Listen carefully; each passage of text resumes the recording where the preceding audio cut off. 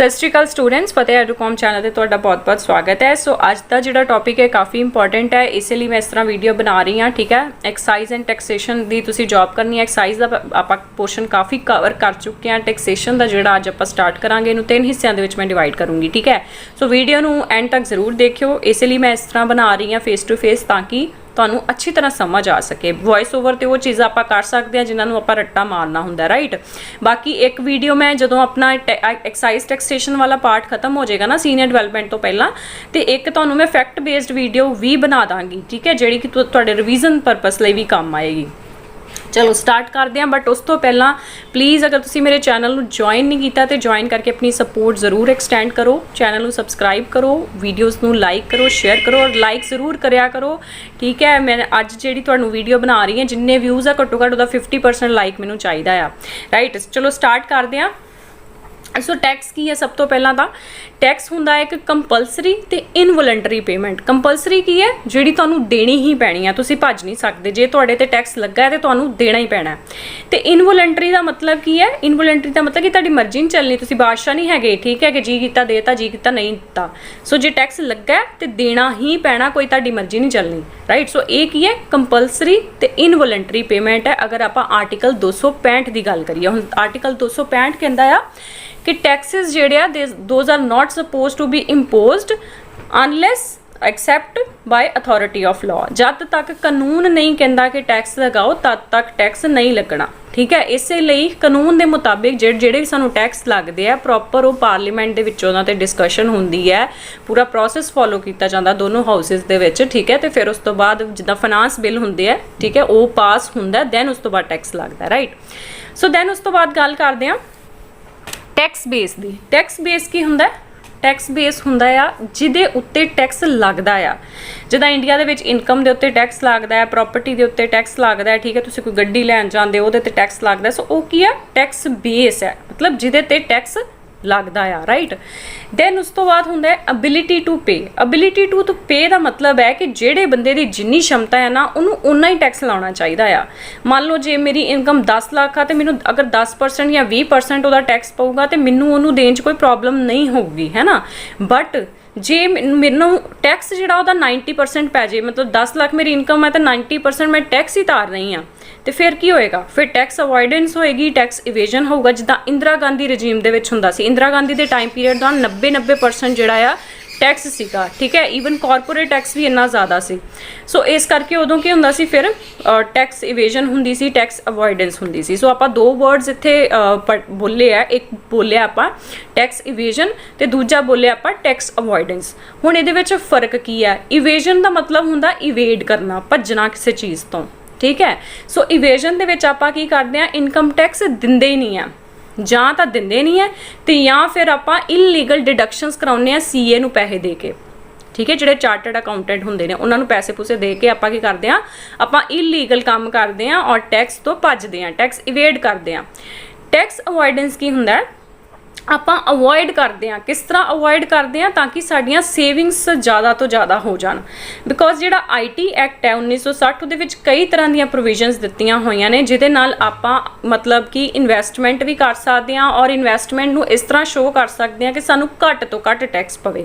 ਠੀਕ ਹੈ, ਸੋ ਉਹ ਆਪਾਂ ਕੀ ਕਰਦੇ ਆ ਕਿ ਆਪਾਂ ਆਪਣੀਆਂ ਜਿੱਦਾਂ ਆਪਾਂ ਸੇਵਿੰਗ ਸਰਟੀਫਿਕੇਟਸ ਦੇ ਵਿੱਚ ਸ਼ੋਅ ਕਰ ਦਿੰਦੇ ਆ ਆਪਣੀ ਕਿ ਆਪਾਂ ਇੱਥੇ ਪੈਸੇ ਇਨਵੈਸਟ ਕੀਤੇ ਆ, ਤੇ ਉਹਦੇ ਵਿੱਚ ਕਈ ਤਰ੍ਹਾਂ ਦੀਆਂ ਮਤਲਬ ਹੈਗੀਆਂ ਨੇ ਸਕੀਮਸ ਕਿ ਜੇ ਤੁਸੀਂ ਇਹ 'ਚ ਇਨਵੈਸਟ ਕਰੋ ਤਾਂ ਤੁਹਾਨੂੰ ਇੰਨੇ ਪੈਸੇ ਦੀ ਬਚਤ ਹੋਏਗੀ। ਠੀਕ ਹੈ, ਸੋ ਕਈ ਵਾਰੀ ਆਪਾਂ ਜਦੋਂ ਉਹਨਾਂ ਚੀਜ਼ਾਂ ਨੂੰ ਆਪਣੇ ਬੈਨੀਫਿਟ ਲਈ ਯੂਜ਼ ਕਰਦੇ ਆ, ਠੀਕ ਹੈ, ਅਦਰਵਾਈਜ਼ ਤੇ ਸਰਕਾਰ ਨੇ ਬਣਾਈਆਂ ਇਹ ਚੀਜ਼ਾਂ ਬੈਨੀਫਿਟ ਲਈ ਹੈ, ਬਟ ਅਗਰ ਆਪਾਂ ਉਹਨੂੰ ਇਲੀਗਲੀ ਆਪਣੇ ਬੈਨੀਫਿਟ ਲਈ ਯੂਜ਼ ਕਰਦੇ ਆ ਤੇ ਉਹਨੂੰ ਕਹਿੰਦੇ ਆ ਟੈਕਸ ਅਵੋਇਡੈਂਸ, ਕਿ ਆਪਾਂ ਜਾਣ ਬੁੱਝ ਕੇ ਜਿਹੜਾ ਹੈ ਟੈਕਸ ਨੂੰ ਅਵੋਇਡ ਕਰ ਰਹੇ ਹਾਂ। ਸੋ ਇਹ ਫਰਕ ਹੈ ਇਵੇਜਨ ਦੇ ਵਿੱਚ ਤੇ ਅਵੋਇਡੈਂਸ ਦੇ ਵਿੱਚ। ਠੀਕ ਹੈ, दैन उस तो बाद हुंदा एक टर्म हुंदी है टैक्स इंसीडेंस ते एक हुंदी है टैक्स बर्डन। टैक्स इंसीडेंस हुंदा है जदों जिहदे उत्ते टैक्स लगदा है, जिन्हों टैक्स जिहड़ा डायरैक्टली पे करना पैंदा है। जिद्दां मान लो शॉपकीपर है, ठीक है, सो ओहदे ते जदों टैक्स ओहदे तो लिया जाएगा ते उहनूं आपां कवांगे टैक्स इंसीडेंस। बट अगर वो जिहड़ा शॉपकीपर आ अपना टैक्स अगले बंदे नूं ट्रांसफर कर दिंदा, यानी कि सैलर नूं ट्रांसफर कर दिंदा, जिद्दां GST तो पहलां हुंदा सीगा। ठीक है, सो उस केस दे विच आपां कहने आ टैक्स बर्डन। सो जदों टैक्स इंसीडेंस ते टैक्स बर्डन इक्को ही बंदे ते होवे, ठीक है, सो उदों आपां कहने आ नूं डायरैक्ट टैक्स, ते जदों टैक्स इंसीडेंस ते टैक्स बर्डन वक्रे वक्रे बंदियां ते होवे ते उदों आपां उहनूं कहने आ इनडायरैक्ट टैक्स। जिवें डायरैक्ट टैक्स की मैं तुहानूं गल कीती कि टैक्स ऑफ इंसीडेंस, हुण जिद्दां मैं मान लो 10,000 रुपया कमा रही हाँ तो 10,000 दे विचों 2,000 अगर मेरा टैक्स मैनूं उतारना पैंदा है तो दैट मीनस कि मेरे ते उत्ते टैक्स लगा होया टैक्स इंसीडेंस है, ठीक है। दैन उस तो बाद टैक्स बर्डन मतलब पे भी मैनूं ही करना पैना है, ठीक है। बर्डन की गल करिए टैक्स बर्डन तो वह भी मेरे ते ही है ना। दैन उस तो बाद इनडायरैक्ट टैक्स की गल करिए तो इनडायरैक्ट टैक्स दे विच टैक्स इंसीडेंस की है कि जिद्दां रिटेलर्स ने होलसेलर्स ने उन्हां दे उत्ते टैक्स लगा है ना, बट उन्हां ने की कीता अगों पास कर दिता कस्टमर्स दे उत्ते ते ओह की हो गया बर्डन उन्हां दे उत्ते पै गया है ना, टैक्स का बर्डन। सो इनडायरैक्ट टैक्स के उत्ते की हुंदा सीगा कि टैक्स इंसीडेंस ते टैक्स बर्डन दो वक्रियां वक्रियां एंटिटीज़ के उत्ते पैंदा सी, जबकि डायरैक्ट टैक्स के केस दे विच टैक्स इंसीडेंस ते टैक्स बर्डन जिहड़ा इक्को बंदे नूं ही चलना पैंदा है, राइट। हुण आपां गल करांगे रिग्रैसिव टैक्स स्ट्रक्चर ते प्रोग्रैसिव टैक्स स्ट्रक्चर की हुंदा। सब तो पहला प्रोग्रैसिव टैक्स स्ट्रक्चर की गल करिए तो प्रोग्रैसिव टैक्स स्ट्रक्चर दे विच की हुंदा कि जिवें जिवें इनकम वधदी है तिवें तिवें टैक्स भी वधदा है, ठीक है। सो प्रोग्रैस होंदी रहिंदी है, जिवें जिन्नी इनकम वधी गई उन्नी नाल दे नाल टैक्स जिहड़ा है वधी जाता है, ठीक है। जिवें कि तुहाडियां इनकम टैक्स हुंदा है, ठीक है। सो इनकम टैक्स दे विच इदां ही स्लैब्स बनाए होए है। सो जिवें जिवें इनकम तुहाडी वधी जाएगी तिवें तिवें की है टैक्स भी वधी जाता है। सो दूसरा हुंदा रिग्रैसिव टैक्स स्ट्रक्चर। रिग्रैसिव टैक्स स्ट्रक्चर ਉਹ ਹੁੰਦਾ ਆ ਜਿਹਦੇ ਵਿੱਚ ਰੇਟ ਜਿਹੜਾ ਟੈਕਸ ਦਾ ਇਨਕਮ ਦੇ ਵਧਣ ਦੇ ਨਾਲ ਜਿਹੜਾ ਆ ਉਹ ਵੱਧਦਾ ਨਹੀਂ ਹੈ, ਠੀਕ ਹੈ। ਸੋ ਘੱਟ ਹੀ ਰਹਿੰਦਾ ਆ। और बट ਇਹਦਾ ਜਿਹੜਾ ਰਿਗਰੈਸਿਵ ਟੈਕਸ ਸਟਰਕਚਰ ਆ ਇਹਦਾ ਇਹ ਹੈ ਕਿ ਜਿਹੜਾ ਅਮੀਰ ਬੰਦਾ ਜਿੰਨਾ ਟੈਕਸ ਪੇ ਕਰ ਰਿਹਾ ਹੈ ਗਰੀਬ ਬੰਦਾ ਵੀ ਉਨਾ ਹੀ ਪੇ ਕਰ ਰਿਹਾ। ਇਹਦੇ ਵਿੱਚ ਅਮੀਰ ਤੇ ਗਰੀਬ ਦਾ ਮਤਲਬ ਇਹ ਹੈ, ਅਮੀਰ ਮਤਲਬ ਜਿਹੜਾ ਹਾਈ ਇਨਕਮ ਅਰਨ ਕਰ ਰਿਹਾ ਹੈ ਔਰ ਗਰੀਬ ਮਤਲਬ ਜਿਹੜਾ ਲੋ ਇਨਕਮ ਅਰਨ ਕਰ ਰਿਹਾ ਹੈ। ਦੈਟ ਮੀਨਸ ਕਿ ਉਹ ਟੈਕਸ ਜਿਹੜਾ ਹਾਇਰ ਇਨਕਮ ਵਾਲੇ ਨੂੰ ਵੀ ਤੇ ਲੋਅਰ ਇਨਕਮ ਵਾਲੇ ਨੂੰ ਵੀ ਉਨਾ ਹੀ ਪੇ ਕਰਨਾ ਪੈ ਰਿਹਾ, ਉਹਨੂੰ ਆਪਾਂ ਕਹਿੰਦੇ ਆ ਰਿਗਰੈਸਿਵ ਟੈਕਸ ਸਟਰਕਚਰ। ਜਿਵੇਂ ਕਿ ਇਨਡਾਇਰੈਕਟ ਟੈਕਸ, ਠੀਕ ਹੈ, GST ਦੇ ਆਉਣ ਤੋਂ ਪਹਿਲਾਂ ਜਿੰਨੇ ਵੀ ਇਨਡਾਇਰੈਕਟ ਟੈਕਸ ਚਾਰਜ ਕੀਤੇ ਜਾਂਦੇ ਸੀ ਉਹ ਸਾਰੇ ਰਿਗਰੈਸਿਵ ਟੈਕਸ ਸੀਗੇ, ਠੀਕ ਹੈ। फॉर एग्जाम्पल हुण जिद्दां आपां गल करिए एट प्रेजेंट पेट्रोलीयम ते लीकर जिहड़ा आ वो GST दे एम्बिट तो बाहर आ, ठीक है। सो पेट्रोलीयम जिहड़ा है उहदे ते डीजल जिहड़ा उहदे ते एक्साइज ड्यूटी लगदी आ, राइट। हुण जिन्ना हुण अमीर भी बंदा जिहड़ा वो भी टैक्स ते उन्हें भी पे करना है, टैक्स तो उन्हें भी पे करना है, ठीक है। तो जिहड़ा गरीब बंदा है टैक्स उन्हें भी पे करना है, राइट। बट ये है कि टैक्स दोवां नूं बराबर ही पे करना पवे, ये तो कोई वो नहीं ना होया इंसाफ, ठीक है। सो ये इनू कहंदे ने रिग्रैसिव टैक्स स्ट्रक्चर। इसे करके इनडायरैक्ट टैक्सिस जिहड़े सारिਆਂ ਨੂੰ सबस्यूम किया गया सी GST ਦੇ ਵਿੱਚ कि ये टैक्स जिहड़े आ इन्हां ਨੂੰ मतलब ਬੰਦੇ ਲੋਕਾਂ ਦੀ ਇਨਕਮ ਦੇ ਹਿਸਾਬ ਦੇ ਨਾਲ ਔਰ ਜਿੱਥੇ ਉਹਨਾਂ ਨੂੰ ਲੱਗੇ ਕਿ ਜਿਹੜਾ मतलब ਇਨਕਮ ਹੈ ਬੰਦੇ ਨੇ ਪਹਿਲਾਂ ਟੈਕਸ ਜਿਹੜਾ ਤਾਰਿਆ ਹੋਇਆ ਫਲਾਣੀ ਫਲਾਣੀ ਜਗ੍ਹਾ ਤੇ ਉਹ ਜਿਹੜਾ ਉਹਨੂੰ सैट ऑफ कर दिता जाता है। जो आप GST की गल करेंगे, ठीक है, जो GST की गल करेंगे तो चंगी तरह समझ आऊगा। But back to the point regressive tax structure for example हुण आपां पेट्रोलीयम ते लिकर की गल करते हैं, ठीक है। सो पेट्रोलीयम ते डीजल के उत्ते जिहड़ा आ एक्साइज ड्यूटी लगती है, ठीक है। सो एक्साइज ड्यूटी लगन दे नाल की है उहदा रेट वध जाता है, राइट। सो जो उहदा रेट वध जाता है तो वह अमीर बंदा तो पे कर ही रहा, उन्हां नाल गरीब बंदे दे उत्ते भी बर्डन पई जा रहा, वो भी उन्ना ही पे कर रहा है ना। बट हुण इहदा फर्क कित्थे पैंदा आ। हुण वेखो हर एक स्टेट की जिहड़ी एक्साइज ड्यूटी वो अपनी सैट करदी है, हर एक स्टेट। इसे करके आपां देखदे आ ना पंजाब तो बाहर जदों जाने आ ते किते कि राजस्थान दे विच पेट्रोल दा होर प्राइस हुंदा, डीजल दा होर प्राइस हुंदा है, हरियाणे दे विच होर हुंदा, बिकॉज हर एक स्टेट अपने हिसाब दे नाल स्टेट ड्यूटी एक्साइज ड्यूटी जिहड़ी है चार्ज करदी है। हुण इहदा इंपैक्ट किहदे ते आउंदा आ सीधा ट्रांसपोर्टेशन ते। जे मान लो प्राइस जिहड़ा हुण आलू प्याज टमाटर इन्हां दा रेट कदों वधदा है जदों डीजल ते पेट्रोल दा रेट वधदा है, ठीक है। जदों पेट्रोल ते डीजल दा रेट वधूगा तो फिर की होऊगा, ठीक है, ट्रांसपोर्टेशन की कॉस्ट वधेगी, है ना। तेल का ज़्यादा खर्चा आ रहा तो ट्रक वाले कहेंगे कि असीं ज़्यादा पैसे लैने आ। सो जो वो पैसे ज़्यादा लैणगे तो ओबवियसली जिहड़ा समान उन्होंने लद्या आ उहदा भी तो प्राइस ज़्यादा ही होऊगा ना, है ना। सो उहदा प्राइस जो ज़्यादा होगा तो अल्टीमेटली बर्डन कित्ते पैना साडे वर्गे बंदियां ते। साडे वर्गियां दी अखां 'च पानी आना जो असीं प्याज कट्टना, अमीर बंदियां दी अखां 'च पानी नहीं आना, ठीक है।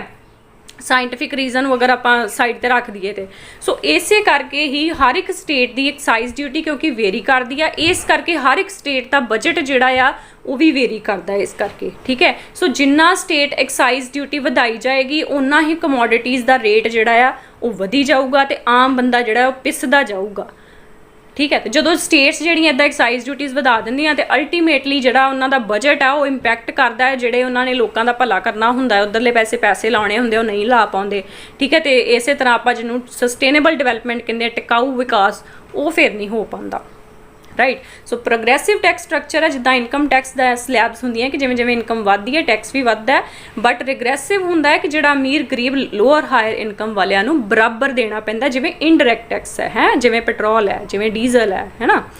ਚਲੋ ਦੈਨ ਉਸ ਤੋਂ ਬਾਅਦ ਗੱਲ ਕਰਦੇ ਹਾਂ ਤੀਸਰਾ ਨੰਬਰ ਪ੍ਰਪੋਰਸ਼ਨਲ ਟੈਕਸ, ठीक है। ਪ੍ਰਪੋਰਸ਼ਨਲ ਟੈਕਸ ਕੀ ਹੁੰਦਾ ਕਿ ਜਿਹੜਾ ਮਤਲਬ ਟੈਕਸ ਬੇਸ ਹੈ, ਟੈਕਸ ਬੇਸ ਆਪਾਂ ਗੱਲ ਕੀਤੀ ਹੈ ਕਿ ਜਿਹਦੇ ਉੱਤੇ ਟੈਕਸ ਲੱਗਦਾ, ਜਿੱਦਾਂ ਇਨਕਮ ਹੋ ਗਈ, ਪ੍ਰੋਪਰਟੀ ਹੋ ਗਈ, ਹੈ ਨਾ।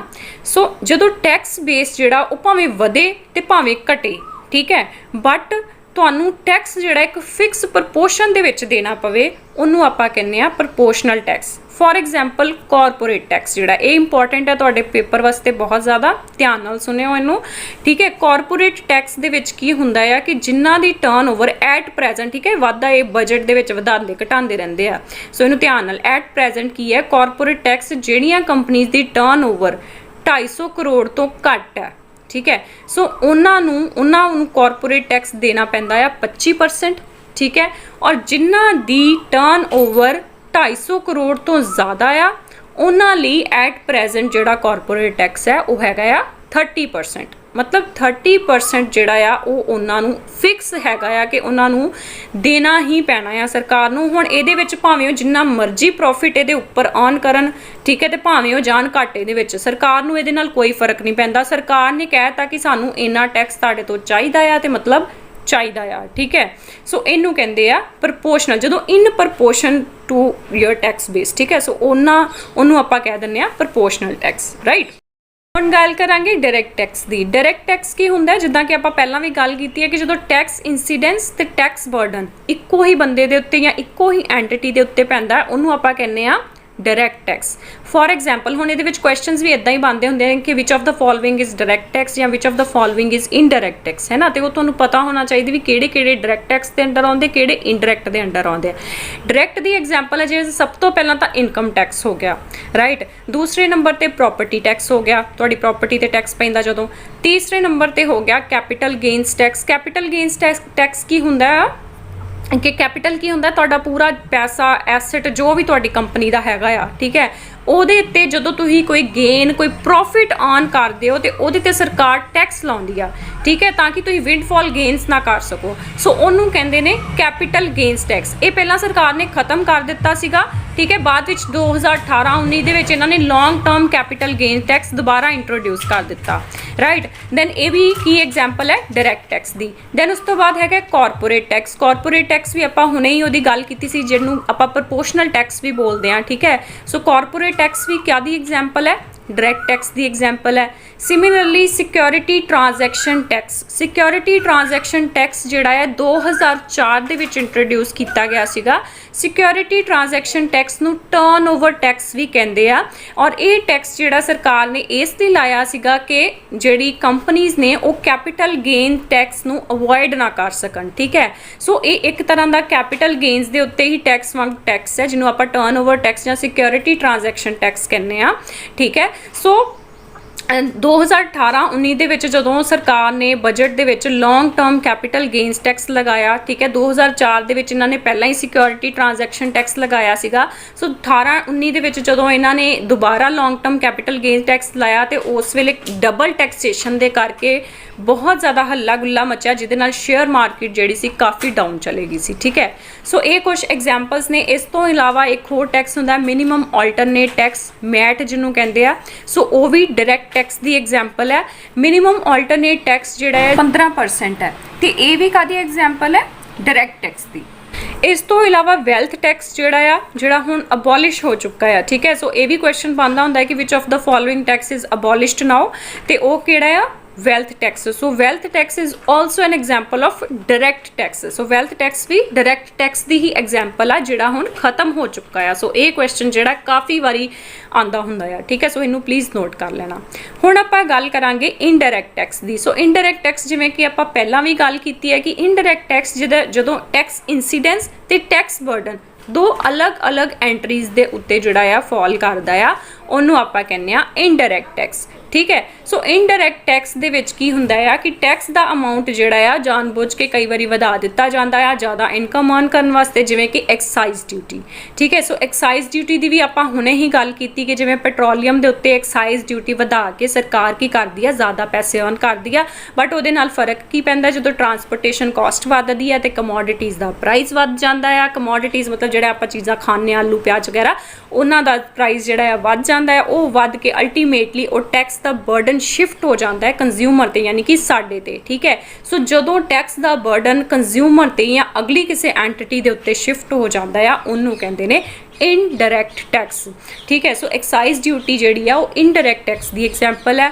ਇਸੇ ਤਰ੍ਹਾਂ ਹੀ ਕਸਟਮ ਡਿਊਟੀ ਜਿਹੜੀ ਹੈ, ਕਸਟਮ ਡਿਊਟੀ ਕਿਹੜੀ ਹੁੰਦੀ ਹੈ, ਜਿਹੜੀ ਗੁੱਡਸ ਦੇ ਐਕਸਪੋਰਟ ਤੇ ਜਾਂ ਇੰਪੋਰਟ ਦੇ ਉੱਤੇ ਲਗਾਈ ਜਾਂਦੀ ਹੈ। ਐਕਸਾਈਜ਼ ਡਿਊਟੀ ਜਿਹੜੀ ਹੈ ਉਹ ਡੋਮੈਸਟਿਕ ਗੁੱਡਸ ਦੀ ਪ੍ਰੋਡਕਸ਼ਨ ਤੇ, ਮਤਲਬ ਜਿਹੜੀ ਕੰਟਰੀ ਦੇ ਵਿੱਚ ਪ੍ਰੋਡਿਊਸ ਹੋ ਕੇ ਕੰਟਰੀ ਦੇ ਵਿੱਚ ਜਿਨ੍ਹਾਂ ਦੀ ਸੇਲ ਹੋ ਰਹੀ ਹੈ ਉਹਨਾਂ ਦੇ ਉੱਤੇ ਲਗਾਈ ਜਾਂਦੀ ਹੈ। ਔਰ ਕਸਟਮ ਡਿਊਟੀ ਜਿਹੜੀ ਆ ਉਹਨਾਂ ਗੁੱਡਸ ਦੇ ਉੱਤੇ ਲਗਾਈ ਜਾਂਦੀ ਹੈ ਜਿਹੜੇ ਜਾਂ ਤਾਂ ਐਕਸਪੋਰਟ ਕਰਦੇ ਹਾਂ ਆਪਾਂ ਤੇ ਜਾਂ ਬਾਹਰੋਂ ਮੰਗਾਉਂਦੇ ਹਾਂ। ਐਕਸਪੋਰਟ ਮਤਲਬ ਇੱਧਰੋਂ ਬਾਹਰ ਭੇਜਦੇ ਹਾਂ, ਔਰ ਇੰਪੋਰਟ ਮਤਲਬ ਬਾਹਰੋਂ ਇੱਧਰ ਲਿਆਉਂਦੇ ਹਾਂ। ਠੀਕ ਹੈ, ਸੋ ਜਦੋਂ ਬਾਹਰੋਂ ਲਿਆਉਂਦੇ ਹਾਂ ਉਦੋਂ ਆਪਾਂ ਡਿਊਟੀ ਇਸ ਕਰਕੇ ਚਾਰਜ ਕਰਦੇ ਹਾਂ ਕਿ ਤਾਂ ਕਿ ਜਿਹੜੀ ਸਾਡੀ ਡੋਮੈਸਟਿਕ ਮੈਨੂਫੈਕਚਰਿੰਗ ਹੈ, ਜਿਹੜੀਆਂ ਸਾਡੀਆਂ ਡੋਮੈਸਟਿਕ ਇੰਡਸਟਰੀਜ਼ ਨੇ, ਬਾਹਰੋਂ ਕੋਈ ਸਬਸਿਡਾਈਜ਼ਡ ਗੁੱਡਸ ਇੱਧਰ ਇੰਡੀਆ ਦੇ ਵਿੱਚ ਡੰਪ ਨਾ ਕਰੇ ਤੇ ਸਾਡੀ ਜਿਹੜੀ ਡੋਮੈਸਟਿਕ प्रोडक्शन है उन्होंने हर्ट ना करे, जिवें ब्रिटिशर्स करते सीगे। ठीक है, अपने टाइम पे। सो उस चीज़ को अवॉइड करने वास्ते आप कस्टम ड्यूटी चार्ज करते हैं बाहरलियां प्रोडक्ट्स के उत्ते। जो अंदर आते हैं तो एक्सपोर्ट ड्यूटी भी जो इत्थों बाहर भेजे जाते हैं तो उदों रैगूलेट करने वास्ते, ताकि जिवें साडे जिद्दां इंडिया दे विच बहुत सारियां इहो जिहियां चीज़ां ने जिहड़ियां बड़ियां ही यूनीक ने, बड़े ही रेयर एलीमेंट्स भी इत्थे पाए जाते हैं, बड़े मिनरल्स रेयर ने। सो उन्हां दा ज़्यादा ड्रेन ना होवे बाहर, उन्होंने चैक करने वास्ते एक्सपोर्ट्स के उत्ते भी जिहड़ी आ कस्टम ड्यूटी लगाई जाती है। राइट, सो ये भी कस्टम ड्यूटी भी कादी एग्जाम्पल हुई फिर इनडायरैक्ट टैक्स। नैक्सट है सर्विस टैक्स। सर्विस टैक्स जो 1994-95 ਦੇ ਵਿੱਚ इंट्रोड्यूस किया गया सीगा। ठीक है, और ये जो सर्विस टैक्स इंट्रोड्यूस किया गया सीगा ये ऑन द रिकमेंडेशंस ऑफ राजा चलैया कमेटी। ठीक है, राजा चलैया कमेटी दे रिकमेंडेशंस के उत्ते सर्विस टैक्स जो इंट्रोड्यूस किया गया सी इंडिया के 1994-95 ਦੇ ਵਿੱਚ। ठीक है, सो राजा चलैया जी कमेटी है इन्हें ये रिकमेंड किया सी, बट इनिशियली ये सिर्फ 3 सैक्टर्स के विच टैक्स सर्विस टैक्स चार्ज हुंदा सी। पहला हुंदा सी टैलीफोन, दूसरा हुंदा सी स्टॉक ब्रोकर्स ते तीसरा जिहड़ा हुंदा सीगा सर्विस की हुंदा है सर्विस जिहड़ी हुंदी इनटैंजीबल, मतलब आपां किसी नूं कोई जिद्दां डॉक्टर्स ने सानूं कंसलटेंसी सर्विसिज दिंदे ने, है ना, जिवें एडवोकेट्स ने सानूं लीगल सर्विसिज दिंदे ने, टीचर आ मैं तुहानूं एजुकेशन सर्विसिज दे रही हाँ। सो ये सर्विसिज जड़ियाँ telephone services, stock broker services. ठीक है, और एक तीसरी सीगी non life insurance. Life insurance तुहानूं पता जिवें LIC है तो नॉन लाइफ दे विच आउंदा जिद्दां तुहाडा मोटर गड्डियां तुसीं इंश्योर्ड करांदे हो, है ना, जिवें इहदे विच आउंदियां न्यू इंडिया इंश्योरेंस आउंदी है, नैशनल इंश्योरेंस कंपनी है, दैन तुहाडी ओरिएंटल इंश्योरेंस है, यूनाइटेड इंडिया इंश्योरेंस आ। ठीक है, सो ये जड़ियाँ कंपनीज सीगियां वो जो सर्विसिज प्रोवाइड करदियां सीगियां उहदे ते सर्विस टैक्स पहलां 3 सैक्टर्स दे विच सिर्फ non life insurance then telephone ते स्टॉक ब्रोकर्स ये इंट्रोड्यूस किया गया सी before being merged into GST। 2017 ਦੇ ਵਿੱਚ ਜਦੋਂ GST आया तो सर्विस टैक्स ਨੂੰ ਉਹਦੇ ਵਿੱਚ मर्ज कर दिता गया। ठीक है, सो ये राजा चलैया कमेटी ਦੇ रिकमेंडेशंस ਤੇ इंट्रोड्यूस किया गया सी। सो सर्विस टैक्स ਜਿਹੜਾ ਆ ये भी इनडायरैक्ट टैक्स ਦੀ एग्जाम्पल है, डायरैक्ट टैक्स नहीं है। ठीक है, ये भी याद रखना है तुसी। ਹੁਣ लास्ट जी इनडायरैक्ट टैक्स की एग्जाम्पल मैं तुहानूं दवांगी वो हैगी है वैल्यू एडिड टैक्स। ठीक है, सो वैल्यू एडिड टैक्स की है ये कॉन्सैप्ट जो कॉइन किया सीगा मॉरिस लॉरे फ्रेंच इकोनॉमिस्ट सीगा, उन्हें 1954 लॉरे फॉरे 54 ਦੇ ਵਿੱਚ इंट्रोड्यूस किया सी।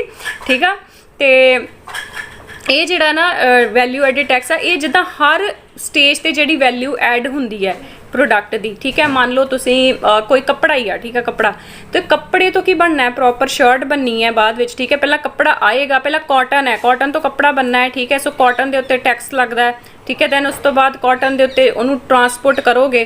ठीक है, जिथे भी जाना जेडे डेस्टिनेशन ते उत्थे ट्रांसपोर्टेशन के उत्ते टैक्स, दैन उस तो बाद उहदा कपड़ा बनना, उत्ते डाई एंड टाई का जो भी खर्चा आना है। ठीक है, फिर उस तो स्टिचिंग का जो खर्चा आना है वो सब के उत्ते की है, मतलब जिवें जिवें वैल्यू ऐड हो जानी उत्ते टैक्स जिहड़ा लगी जाना। बट अल्टीमेटली कंज्यूमर नूं जिहड़ा टैक्स ओवरऑल उहदा कोई नहीं पैना, जो वैल्यू एडिशन के उत्ते जो टैक्स है ਸਿਰਫ ਉਹੀ ਟੈਕਸ ਪੈਣਾ, ਠੀਕ ਹੈ। ਸੋ ਇਹਦੇ ਤੇ ਕਾਸਕੇਡਿੰਗ ਟੈਕਸ ਜਿਹੜਾ ਆਪਾਂ ਕਹਿੰਦੇ ਆ, ਟੈਕਸ ਦੇ ਉੱਤੇ ਟੈਕਸ, ਟੈਕਸ ਦੇ ਉੱਤੇ ਟੈਕਸ, ਉਹ ਚੀਜ਼ ਨਹੀਂ ਹੈਗੀ, ਠੀਕ ਹੈ। ਕਿ ਮੰਨ ਲਓ ਇੱਕ ਵਾਰੀ ਟਰਾਂਸਪੋਰਟੇਸ਼ਨ ਤੋਂ ਆਇਆ, ਉੱਤੇ ਟੈਕਸ ਜਿਹੜਾ ਪਿਆ, ਉਸ ਦੇ ਉੱਤੇ ਫਿਰ ਟੈਕਸ ਪੈ ਗਿਆ ਜਦੋਂ ਉਹ ਆਇਆ, ਠੀਕ ਹੈ। ਜਦੋਂ ਕੰਜ਼ਿਊਮਰ ਨੂੰ ਆਪਾਂ ਦਿੱਤਾ ਤੇ ਉੱਤੇ ਫਿਰ ਉਹ ਟੈਕਸ ਪੈ ਗਿਆ, ਨਹੀਂ, ਠੀਕ ਹੈ। ਸੋ ਇੱਕੋ ਵਾਰੀ ਹੀ ਟੈਕਸ ਜਿਹੜਾ ਆ ਉਹਦੇ ਤੇ ਬੇਅਰ ਕਰਨਾ ਪੈਣਾ। ਸੋ ਵੈਟ ਹੀ ਜਿਹੜੀ GST ਇਹਨਾਂ ਨੇ ਇੰਟਰੋਡਿਊਸ ਕੀਤਾ, ਇੱਕ ਤਰ੍ਹਾਂ ਦਾ ਵੈਟ ਦੀ ਹੀ ਫਾਰਮ ਹੈ, ਠੀਕ ਹੈ। ਸੋ ਇਹਨੂੰ ਜਦੋਂ ਸੈਂਟਰਲ ਗਵਰਨਮੈਂਟ ਨੇ ਇੰਟਰੋਡਿਊਸ ਕੀਤਾ, ਫਿਰ ਇਹਨੂੰ ਸੈਂਡ ਵੈਟ ਕਹਿ ਦਿੱਤਾ, ਠੀਕ ਹੈ।